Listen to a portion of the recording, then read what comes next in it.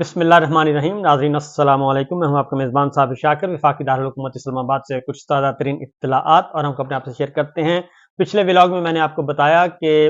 Army chief سخت غصے میں ہیں اور غصے کی نوعیت اور وجہ یہ ہے کہ عمران خان صاحب جو گفتگو کرتے ہیں ان کی گفتگو پھر شائع ہوتی ہے، پبلک ہوتی ہے، سوشل میڈیا پہ آتی ہے تو مسائل پیدا ہوتے ہیں. لہٰذا احتساب عدالت نے ایک حکم نامہ جاری کر دیا ہے اور اس حکم نامے کو عالمی ذرائع ابلاغ بہت زیادہ رپورٹ کر رہا ہے کہ اب عمران خان صاحب کی گفتگو پر بھی پابندی لگا دی گئی ہے، یعنی کہ وہ بول ہی نہیں سکتے. یہ حکم نامہ ہے کیونکہ پہلے عمران خان کے ٹی وی پر دکھانے پر پابندی، ان کے خبر چلانے پر پابندی، ان کے ٹکر چلانے پر پابندی، ان کا نام لینے پر پابندی، اور ایک نیا حکم ہے کہ عمران خان کی گفتگو کرنے پر بھی پابندی عائد کر دی گئی ہے کہ وہ بول ہی نہیں سکتے. اور میڈیا پر پابندی عائد کر دی گئی ہے کہ اگر وہ کچھ بولیں گے جو کہ حکم نامے میں شامل ہے تو پھر میڈیا اس کو رپورٹ نہیں کرے گا اور رپورٹ نہ نشر کرے گا نہ شائع کرے گا. تو یہ ایک اس کی وجہ، اس کی نوبت کیوں آئی، یہ میں آپ کے ساتھ کچھ خبریں ہیں شیئر کروں گا انشاءاللہ کہ اس کی وجہ کیوں آئی ہے. اس کی وجہ یہ ہے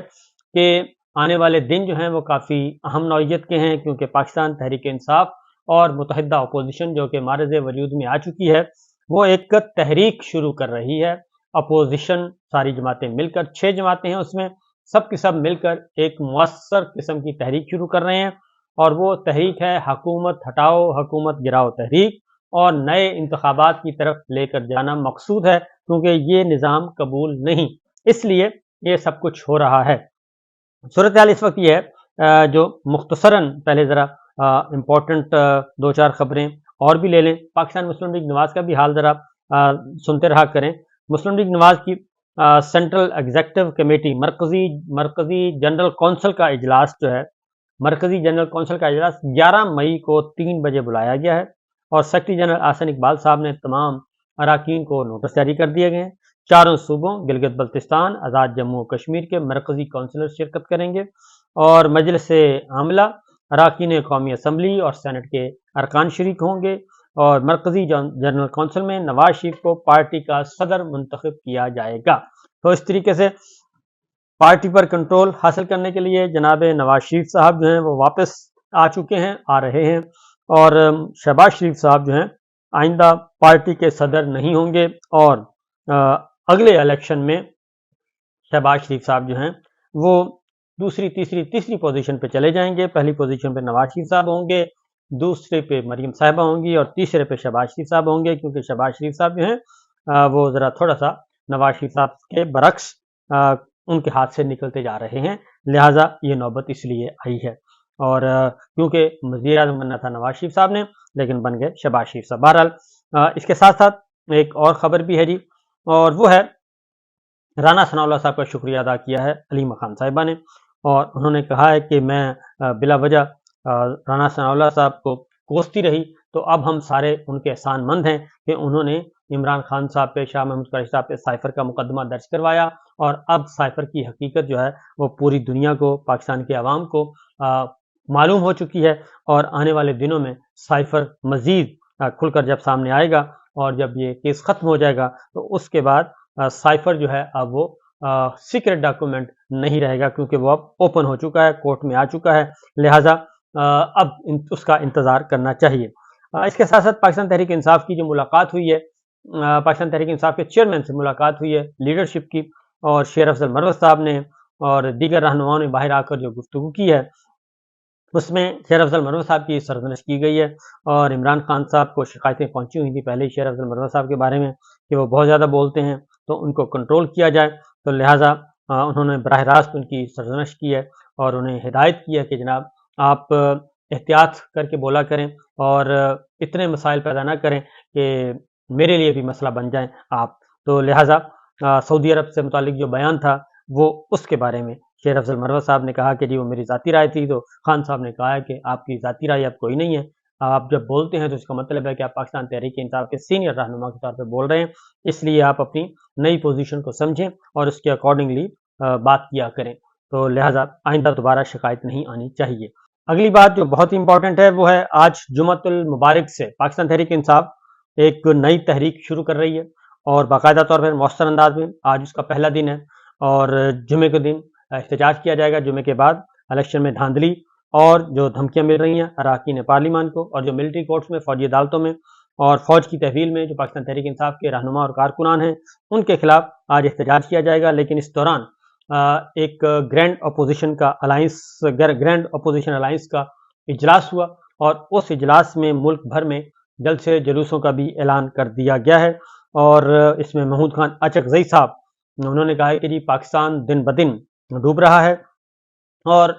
اس کی وجہ یہ ہے کہ ادارے جو ہیں وہ اپنی حدود سے تجاوز کر رہے ہیں. انہوں نے واضح طور پہ کہا کہ کوئی بھی فوج یا اداروں کے خلاف نہیں ہے، لیکن فوج اور اداروں کو چاہیے کہ وہ اپنی حدود میں رہیں، آئینی کردار ادا کریں، آئینی کام کریں اور اپنی حدود سے نکل کر غیر آئینی کام نہ کریں، سیاست میں ملوث نہ ہوں، تو کسی کو کوئی اعتراض نہیں ہوگا. جو اعلان کیا گیا جی اپوزیشن اتحاد نے 5 مئی کو کراچی میں جلسہ کرنے کا فیصلہ کیا گیا ہے، 10 مئی کو فیصل آباد میں جلسہ ہوگا. اور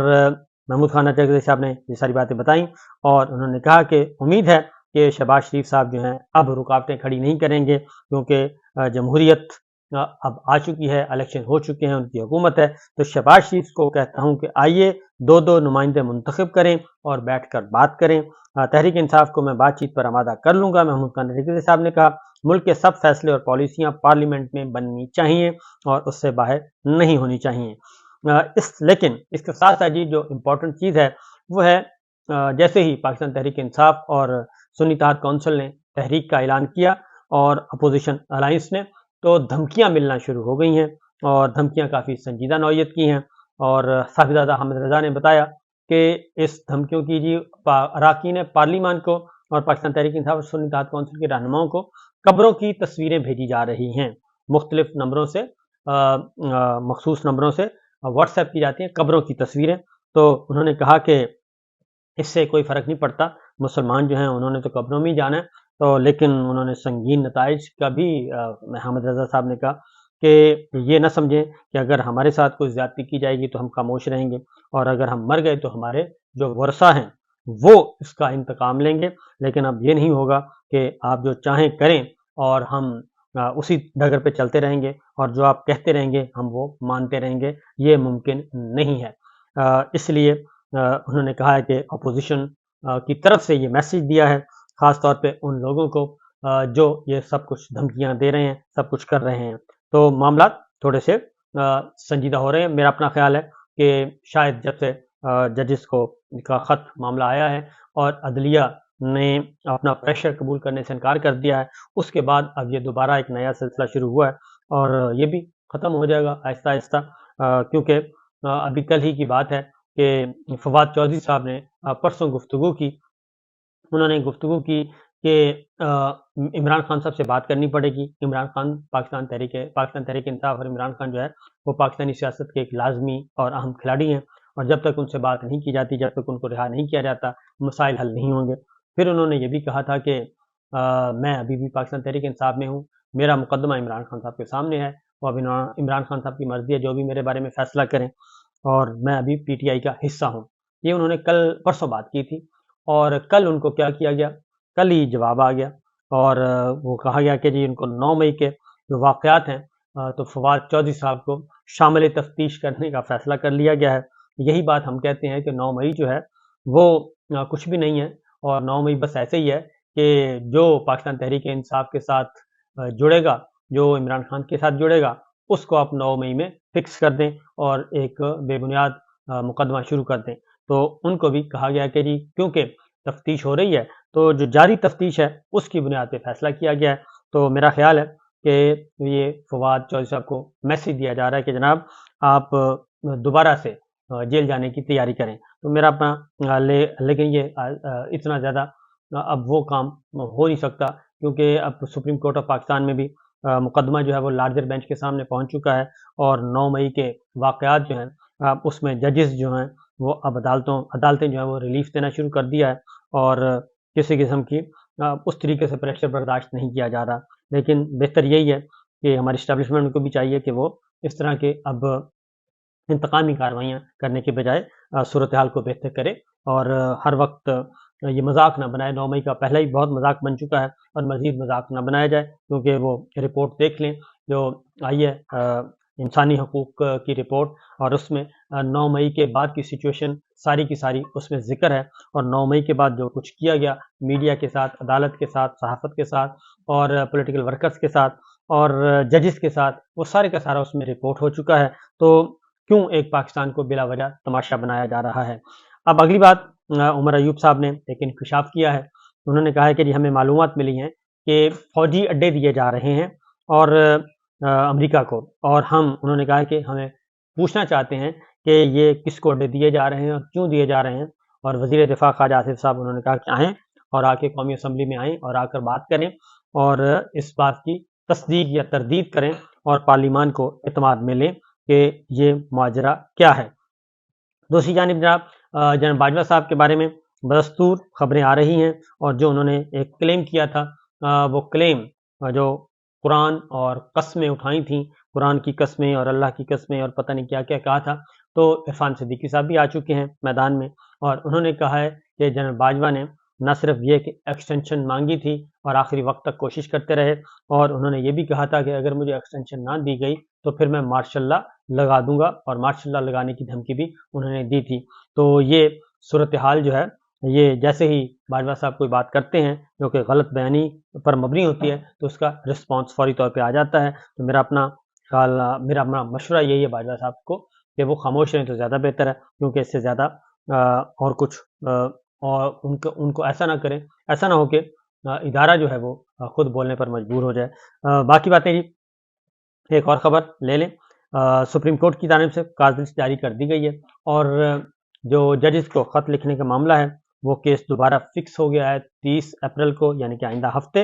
اور اس میں جسٹس قاضی فائز عیسیٰ جو ہیں وہ اس بینچ کے سربراہ ہوں گے بدستور, اور دیگر ارکان میں جسٹس منصور علی شاہ ہیں, جسٹس میاں جمال خان مندوخیل ہیں, اطہر من اللہ صاحب ہیں, جسٹس مسرت ہلالی ہیں, جسٹس نعیم اختر افغان ہیں. اس میں جسٹس یحییٰ آفریدی جو ہیں وہ اس بینچ سے الگ ہو گئے ہیں, اور ان کو اپنا اعتراض انہوں نے بتا دیا تھا کہ یہ سو موٹو کیس نہیں بنتا, اور اس سے سو موٹو نوٹس لینے سے ہائی کورٹس کی جو آزادی ہے اور ان کے اختیارات ہیں, آئینی اختیارات, ان پہ قدغن ہوگی. تو بہتر یہی ہے کہ 6 ججز نے جو ایشوز اٹھائے ہیں وہ کافی امپورٹنٹ ہیں, ان ایشوز کو ایڈریس کیا جائے, اور اس کے لیے سپریم جوڈیشل کونسل جو ہے وہ بہترین فورم ہے, اوپن کورٹ فورم نہیں ہے. تو بہرحال جی یہ ہیں اب تک کی خبریں, اجازت دیجیے, اللہ حافظ.